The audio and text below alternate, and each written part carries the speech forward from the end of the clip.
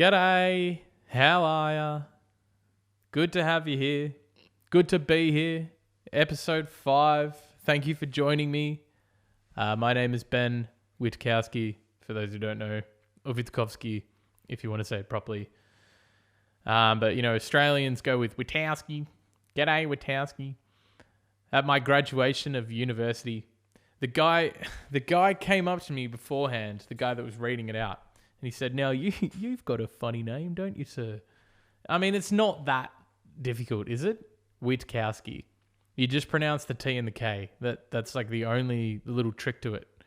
But it stumps even the most astute of Australians. This guy, he said, "How do I say it?" I said, "Mate, just pronounce the T and the K. Take a break, take a second. Witkowski. Witkowski. Witkowski." And he went, "Yes, okay, I can do that. I'm an MC. I'm a presenter. I can do that." Fantastic. Then, got on stage. I was my turn next.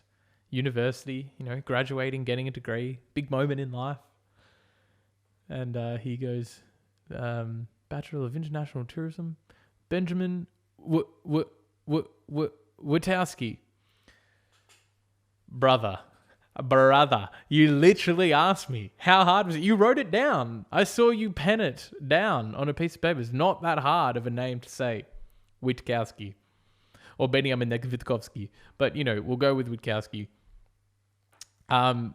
Yes. So, yes, it's good to be here.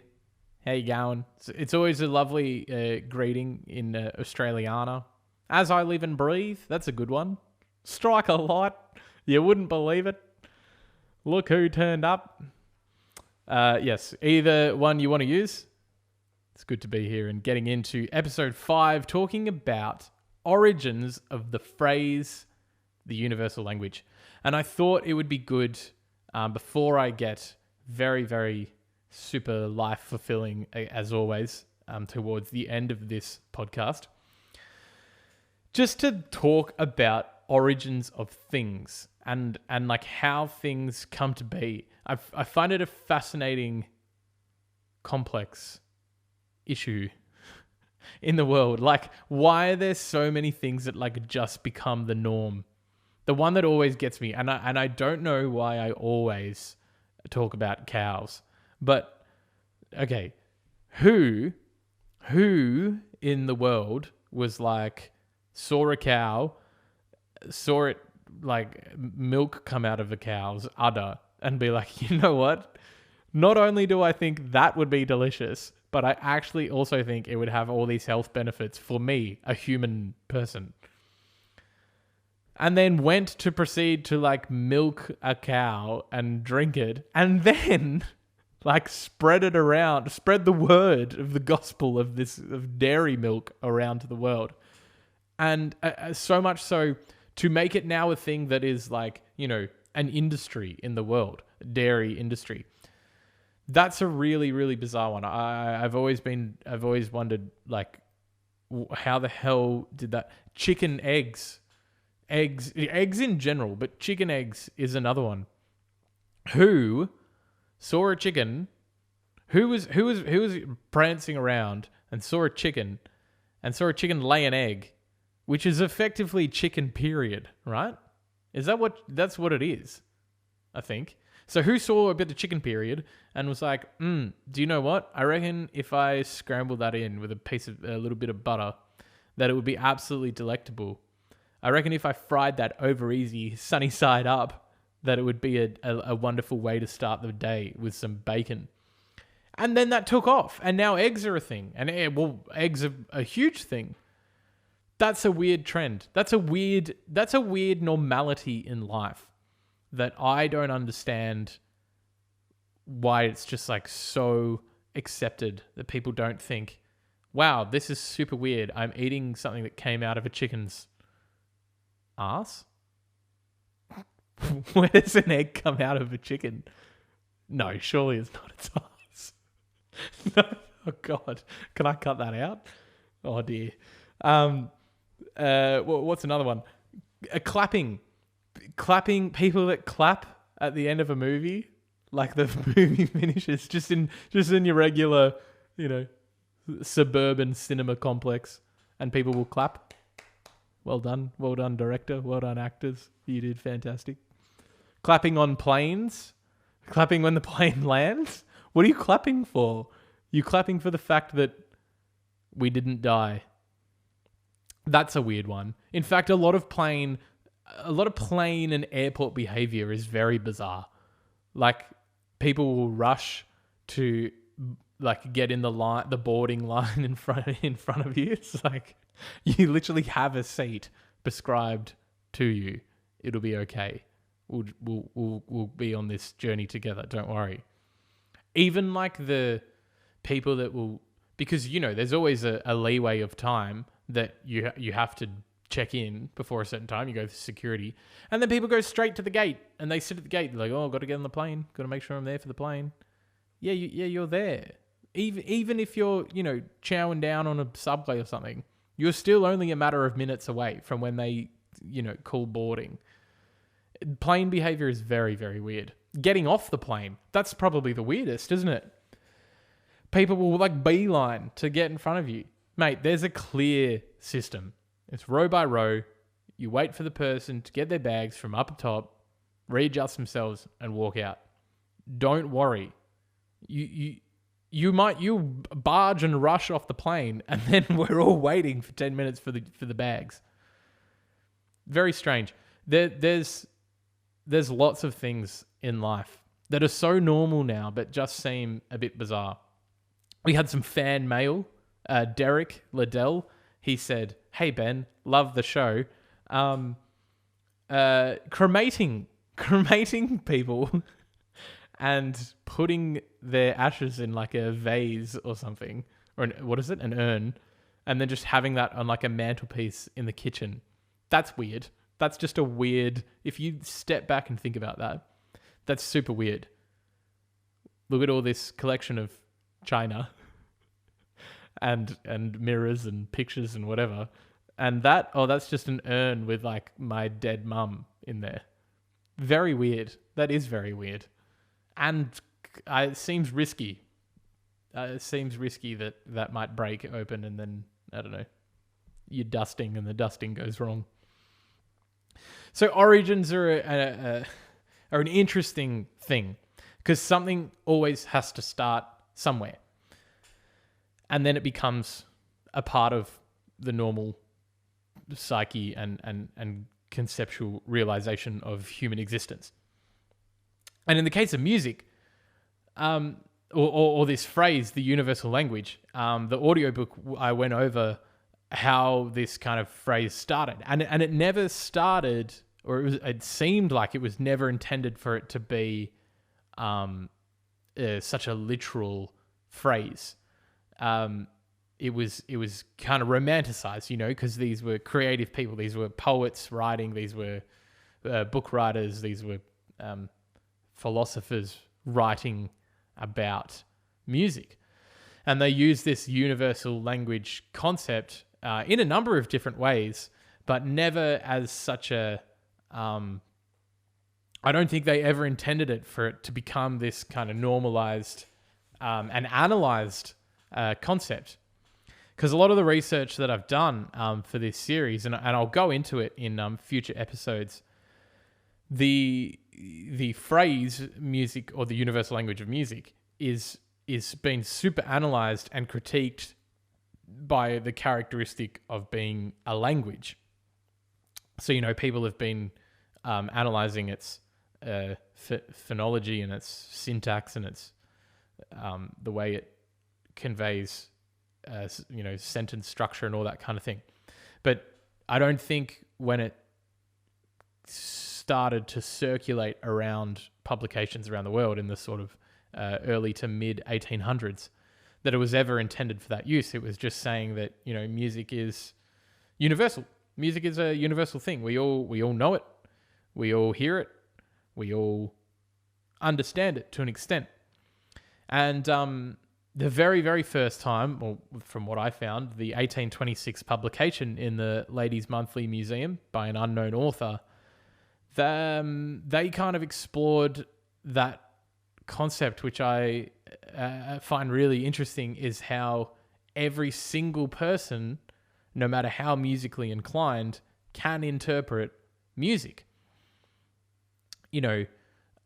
There's a reason why in the last 300 or 400 years, there's a group, an echelon at the very, very top of classical composers that sit there as the top.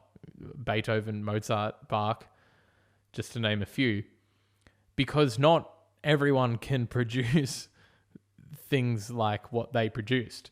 That is incredible music that has withstood and will continue to withstand the test of time. Rebecca Black Friday, similar vibe. That's going to last a legacy. That was a poor joke. That was some dad humor there. We have to mix it up, because it gets intense and it gets serious. And I try and do this like awful dad banter with myself. So for anyone listening, apologies for the last 20 seconds.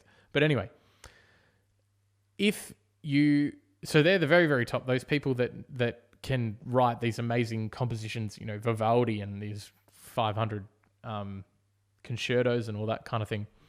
Right down to anyone who, considers himself to be tone deaf, singing along at karaoke bar and making a poop of all the lyrics and all the vocals, but still resonating with what they're doing and still enjoying music. And take it a step away again, just any single person, anytime listening to any song is interpreting that song in a certain way. And in a roundabout way, that is a universal concept, right? Because if you're talking about every single person in the world, then that's a universality of everyone in the world. So music is universal in that sense, because people from all walks of life are analyzing and interpreting something from the sound of music. And not everyone does it in the same way as well, which is another super interesting concept to think about. And this is something that I certainly can shed a little bit of light on as a songwriter, because, and I can use examples of my own songs here. I have created music, and to me, it has a certain meaning. It might be very specific at times, or it might be intentionally vague. But usually, there's some sort of there's certainly a meaning that I get from writing it. That's what songwriting is to me. It's a self-expression of a thought or a feeling in my mind that is I can express better than I can if I was talking about it or writing about it, writing words. So I have a certain meaning to it, and I've shown, I remember showing some demos of some songs that I hadn't released yet to some people, and they said, you know what, I don't feel like the instrumentation of what you've done in this song matches the vocals. And that's a really interesting concept. And they would say that, it's got this sad tone to it, but I know you're writing about happy things. I don't think it's fulfilling what you want it to be about. But what I want it to be about is what I want it to be about for me. And the underlying thing of that is that as a musician, I want it to mean whatever it needs to mean to you or to the listener. Which is it's really quite a cool, I think that's a really cool power that music has, because it can take the artist and it can take the listener into the same space of, like emotive thought or of, sensory collaboration, but through two completely different meanings or two completely different brain processes of the same sound, the same song. I think that's why music can be so special, particularly at live concerts as well, because then all of a sudden you've got this massive room or this massive, arena of people all in this space, all in this imaginary but very real space where they're all analyzing the music and all analyzing the song and the moment, but all in their own way, but kind of all collectively as well. That's just magical. And it's those kind of moments that put you in the present moment. And I've spoken about this a little bit before. That's where nothing else matters. That's where no other feeling, no other backstory, no other moment in the past matters to anyone in that space at that time. So again, that's a universality of music, which, although never intended, I don't think at the start, is proof in the pudding, you know? Yeah, that's cool. That's really cool. Another example of that, just very quickly, a song I released, Lucky Land. Lucky Land, I submitted to this kind of website where can go onto blogs or Spotify playlists or whatever. It goes to like all these kind of influencers, I guess you call them. And they have to listen to it. You pay them to listen to it, and then they can either say yes or no. But if they say no, they have to give you feedback. Otherwise, they don't get paid. And it's like $1. But Lucky Land, one person said no. A lot of people said no. Bugger you all. I'm going to become big one day, and you'll be begging. You'll be begging for some Lucky Land on your playlist, and I'll tell you to get fucked. Anyway, so one company rejected Lucky Land because they said it was too religious, which is interesting because I don't think it's religious. I am not religious. So I didn't mean to write a religious song, but maybe that's what it is. Someone else rejected it because they said it was too country. They said, sorry, mate, we don't do country songs on our site. Well, okay. Mountain Man got called country as well. Mountain Man. That one's a bit more fair enough, I guess. Mountain Man. It could be considered to be country.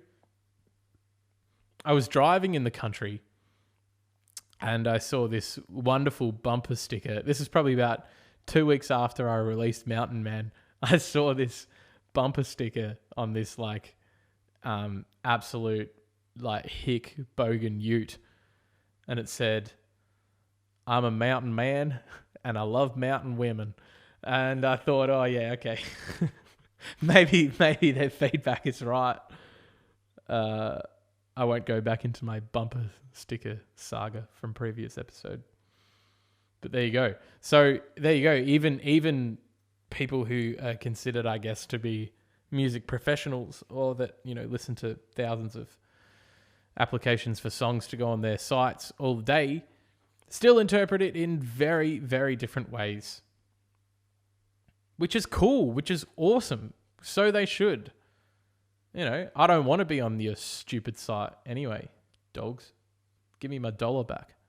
So then we go to Henry David Thoreau, who was an extraordinarily poetic person with his words. Oh my God. Oh, his quote. So he's got this cabin in the forest near Boston, and you can do a tour there, and it shows what he lived with.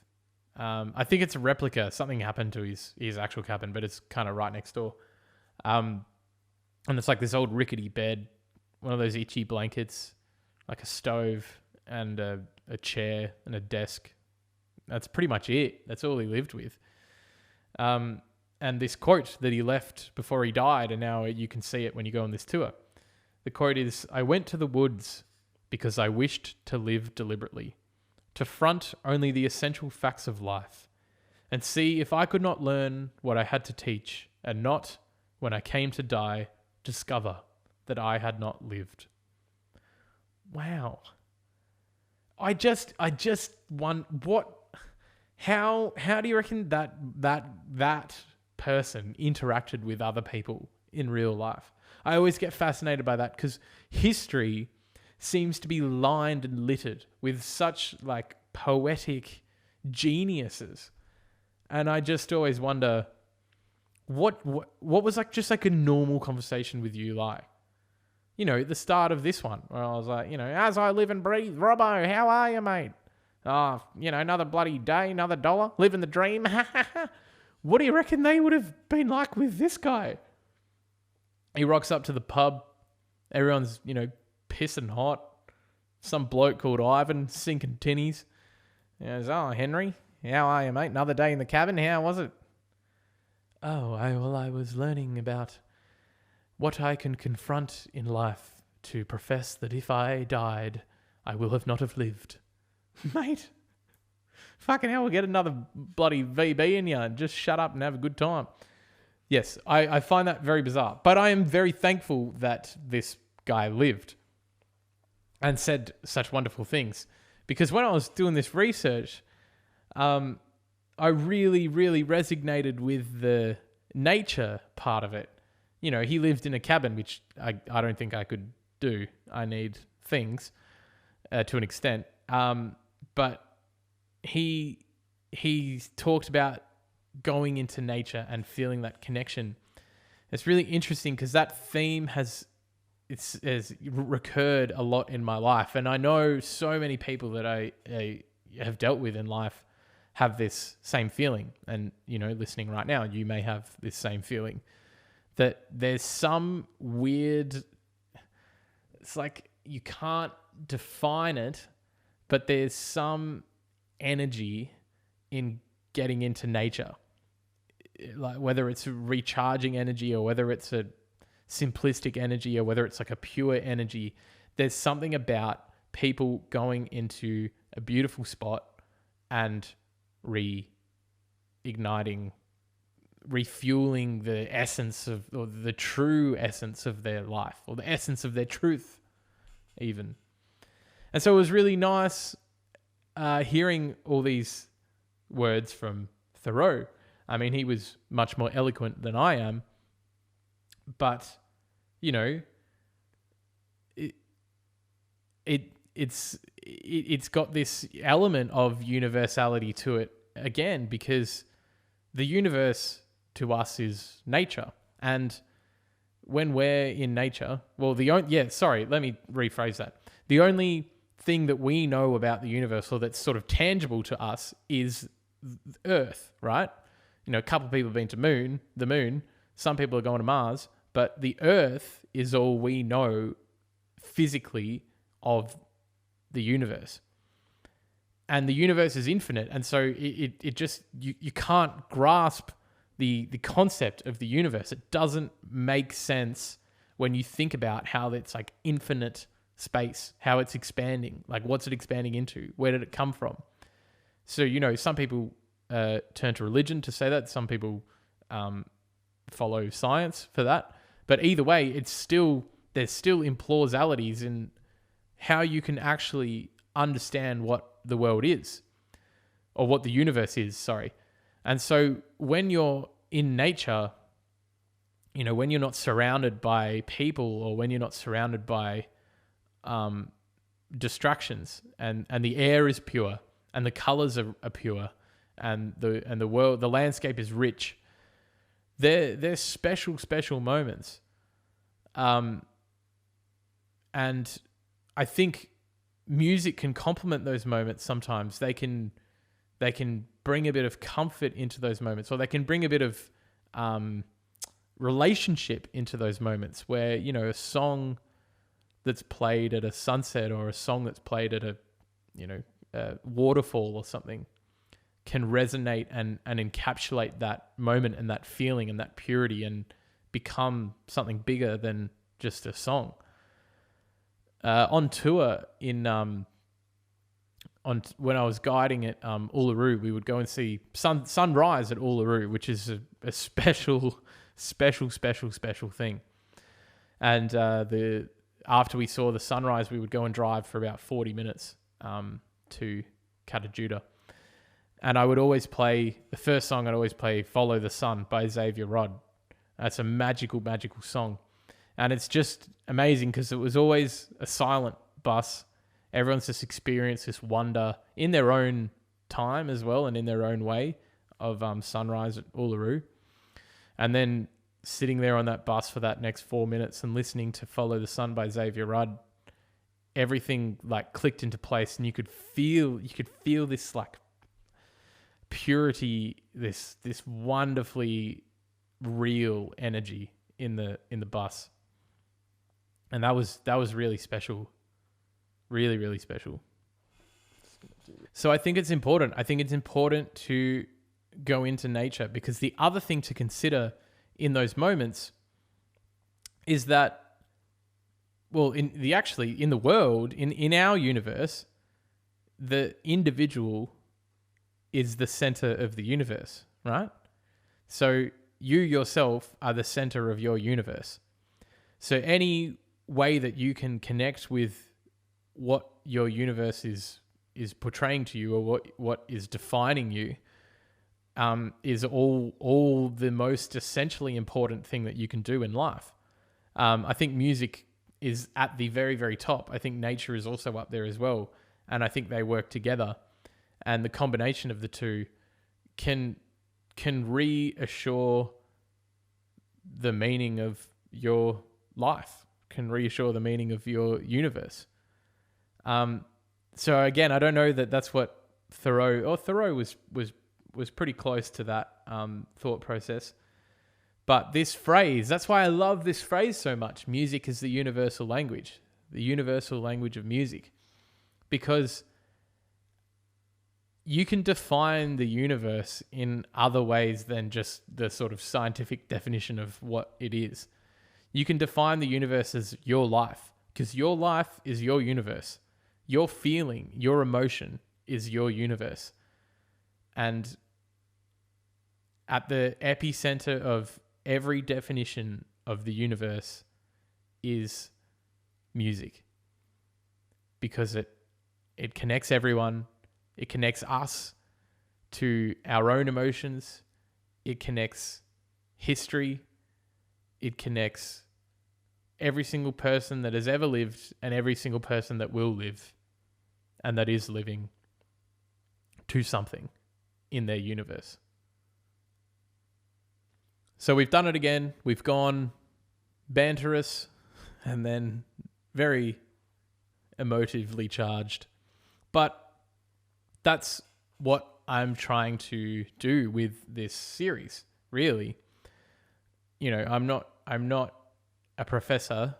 I hope I'm not overly boring, and I hope that there's connection in what I'm saying. But again, I've said this many, many times. I just feel like I owe it to music to explore these concepts. And a lot of these concepts, by the nature of what music is to me, are quite deep and quite beautiful and quite, romantic in their own way as well. So yeah, that's it for this week. Thank you again for tuning in. I'm feeling like this can become something really big. I'm going to get into it in the next 5 episodes. I'm going to explore the concepts behind music a little bit more, and go kind of in depth into some of the sort of science of music. And that's before I really then tap into the cultural side of it. I said in the audiobook, or I wrote in the blog at the end, that if I was to rephrase music is the universal language, I would rephrase it to music as the universal language of culture, because it's inseparable value of culture, music. And I think the relationship between music and culture, and even, traveling or different places in the world, is something that should be explored, through an